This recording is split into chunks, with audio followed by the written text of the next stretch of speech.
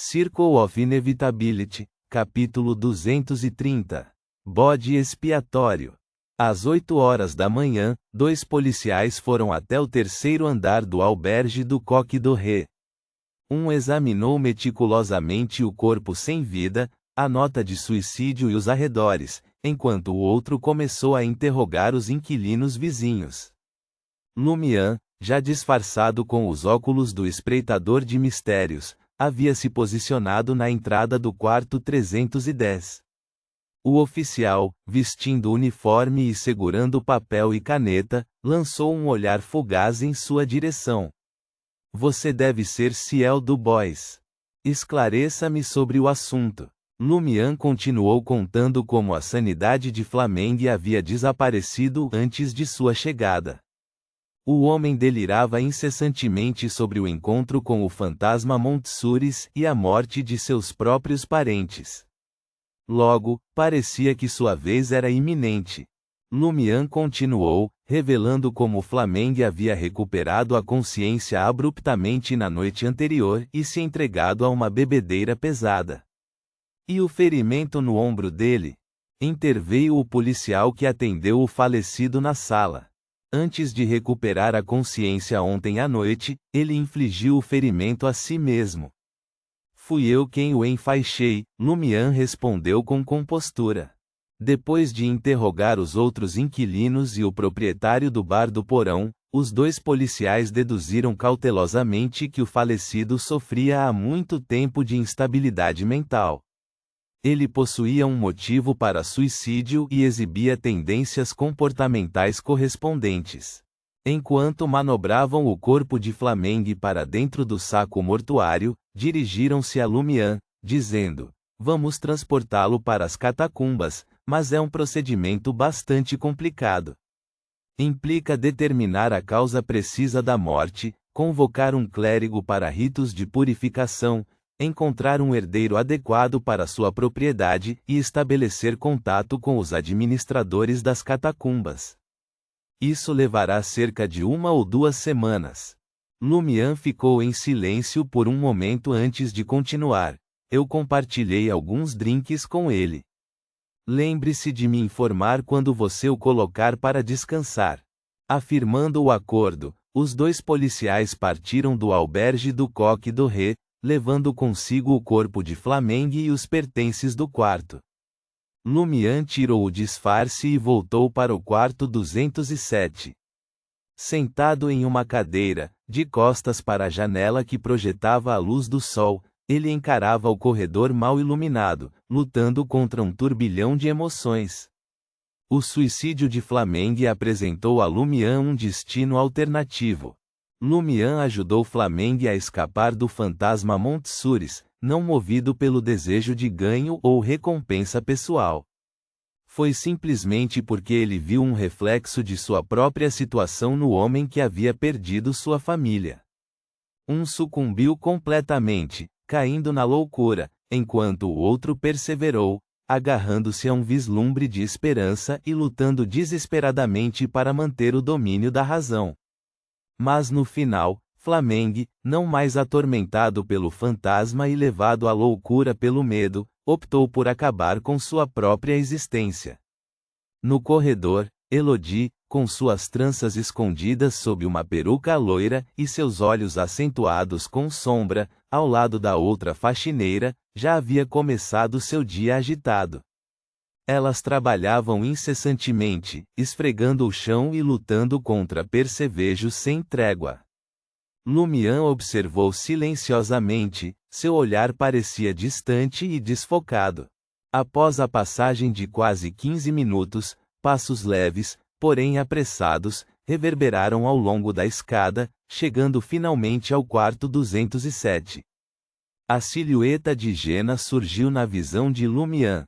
Hoje, ela vestia um traje mais discreto em comparação com sua extravagância usual. Sua blusa era levemente justa, complementando o tom marrom suave de sua blusa e uma saia curta, bege e fofa. Ela usava botas pretas de cano alto, e sua maquiagem exalava decadência e charme. Ela olhou para Lumian, entrou no quarto 207 e fechou gentilmente a porta de madeira atrás de si. Lumian saiu de seu devaneio e observou-a em silêncio, evitando questionar suas intenções. Jenna reprimiu sua curiosidade e excitação antes de falar. Você já soube? O chefe e 2 líderes do Poison Spur Mob foram assassinados. Estou ciente, Lumian reconheceu com um aceno de cabeça. Jenna examinou sua expressão e deliberadamente investigou mais profundamente. Você não estava envolvido, estava? Você acha que possuo a capacidade de eliminar Roger, Escorpião Negro, Harman, Careca, e a Pernas Curtas, de uma só vez? Lumian respondeu. Jenna, já tendo obtido uma estimativa da força de Ciel de Franca, entendeu que Roger não era menos formidável do que a própria Franca. Ela balançou a cabeça e disse, não. Ela então falou lentamente, mas você ainda pode procurar ajuda. Por exemplo, Franca. As autoridades nem suspeitam de mim, afirmou Lumian, encolhendo os ombros. Na verdade, ele achou esse assunto bastante desconcertante. Normalmente, como um dos poucos indivíduos que recentemente se envolveram em um confronto direto com o Poison Spur Mob, ele sem dúvida seria submetido a interrogatório após tal incidente. No entanto, Lumian permaneceu em espera desde a noite passada, preparado para vestir um disfarce a qualquer momento, mas nenhum investigador havia chegado. Só então, passos apressados ecoaram na escada. Toque, toque, toque. Batidas ressoaram na porta do quarto 207. Charlie. O olhar de Lumian fixou-se na porta enquanto ele acenava. Entre. Não está trancada. O visitante que estava diante deles não era outro senão Charlie. Vestido com uma camisa branca impecável, um colete de cor clara e um terno preto formal, ele exalava um ar de dignidade. No topo de sua cabeça havia uma meia cartola, enquanto uma gravata borboleta escura completava seu conjunto. Seu traje parecia ainda mais refinado do que quando ele serviu como atendente no hotel do Signe Blanc. Depois de avaliar Charlie, Lumian não conseguiu deixar de sorrir. Bem, de onde veio esse indivíduo civilizado? Charlie não conseguiu esconder o próprio sorriso. Seu tom transbordava de calor e entusiasmo quando ele respondeu, né? Agora sou um verdadeiro cavalheiro. Ainda estou no processo de dominar a etiqueta clássica. Madame, Monsieur, por favor, permita-me estender minhas saudações civilizadas.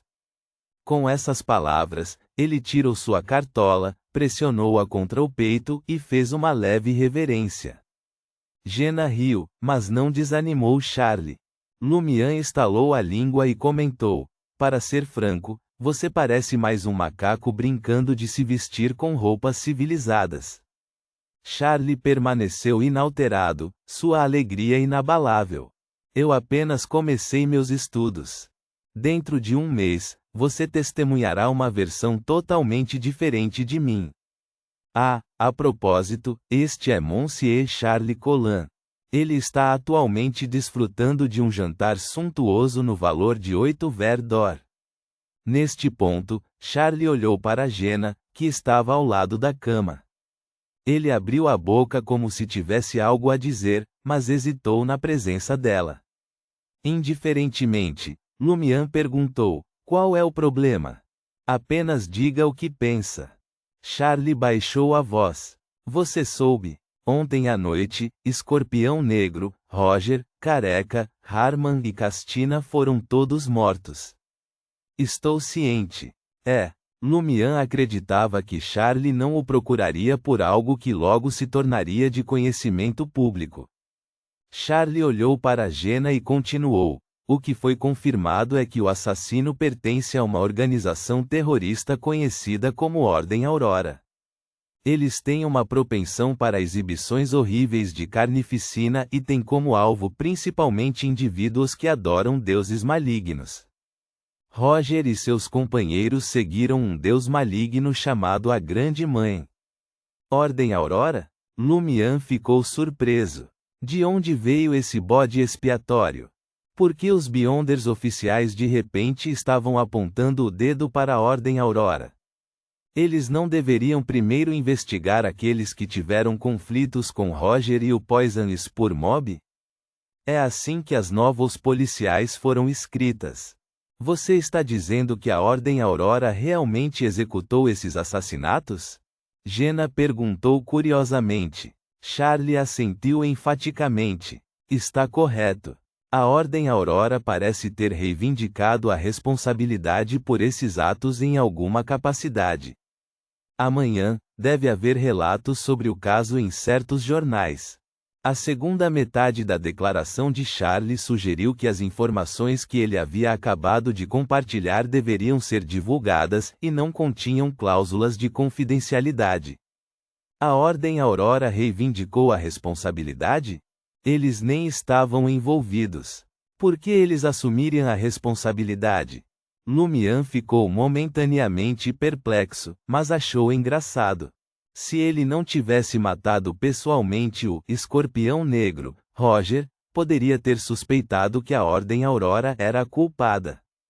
Charlie olhou para Lumian e acrescentou em tom baixo: esta tarde, assim que a eleição terminar, uma repressão às multidões em todo o distrito comercial começará em resposta às preocupações do público sobre a segurança do distrito. Você decorou suas falas? Suas palavras parecem tão formais. Lumian percebeu porque Charlie se apressou em informá-lo. Era melhor que os ímpios deixassem o mercado naquela tarde e se escondessem por enquanto. Lumian assentiu sutilmente e respondeu: tenho uma reunião de misticismo para comparecer esta tarde. Embora a reunião do Sr. K estivesse marcada para as 21 horas, Lumian pretendia chegar mais cedo. Charlie deu um suspiro de alívio e gesticulou em direção à porta. Vou sair primeiro. Após um momento de contemplação, Lumian respondeu: no futuro, não há necessidade de me informar sobre assuntos tão triviais. Ele acrescentou zombeteiramente: você duvida das minhas habilidades? Charlie sorriu timidamente. É a minha primeira vez, então não pude deixar de me sentir um pouco emocionado. Não se preocupe, a menos que isso realmente diga respeito a você, não vou dar mais nenhuma informação. Enquanto Lumian observava Charlie partir, Jenna estalou a língua e suspirou. Ele se tornou seu espião entre os Beyonders oficiais. Eu preferiria que ele não fosse, Lumian murmurou, franzindo os lábios. Ele é apenas um imbecil, fadado a bagunçar as coisas.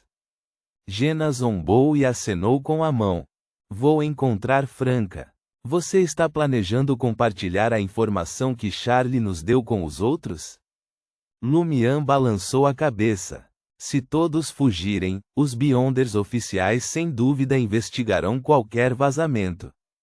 Aquele imbecil não conseguirá escapar. Além disso, algumas pessoas merecem acabar na prisão. E você não? Jenna criticou enquanto saía do quarto 207 e entrava no corredor. Naquele momento, as duas faxineiras já haviam chegado à escada. Jenna correu até lá e seu olhar passou pela faxineira chamada Elodie, que usava uma peruca loira. De repente, a expressão de Jenna congelou, e ela rapidamente se virou, voltando para o quarto 207. Lumian, que estava prestes a sair, achou aquilo estranho. Elodie, uma mulher de quase 50 anos com uma peruca loira e sombra nos olhos, também notou Jenna. Ela olhou para a figura da aprendiz de atriz se afastando por alguns segundos antes de gritar confusa e preocupada: Célia.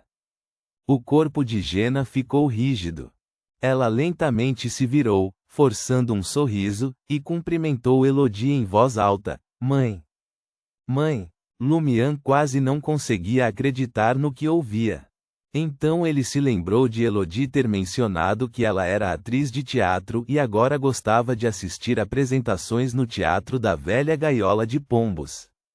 Seu marido faleceu há alguns anos em um acidente de fábrica, deixando 2 filhos quase adultos que ajudavam no sustento da família. Jenna, por outro lado, era aprendiz de atriz no mesmo teatro. Seu pai também havia falecido há alguns anos, deixando apenas mãe e irmão. Seu plano era ganhar dinheiro suficiente para pagar as mensalidades e outras despesas do ano seguinte. Tudo faz sentido. Lumian assentiu pensativamente. Elodie se aproximou de Jenna com uma vassoura, avaliando sua aparência. Por que você está aqui? E que tipo de maquiagem é essa? Ponto.